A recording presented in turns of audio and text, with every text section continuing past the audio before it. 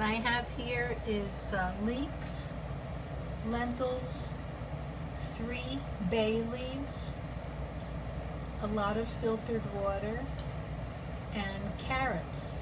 And we'll see how that turns out. I don't buy leeks very often.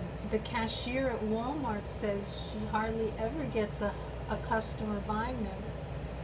But I read that they're very healthy and they make a nice broth. They smell like onions.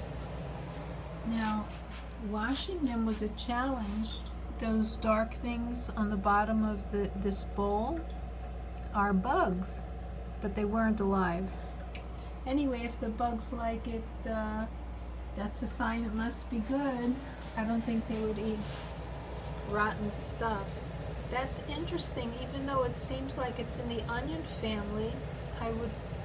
I'm surprised that a bug would be interested in it, unless they're just using it as shelter.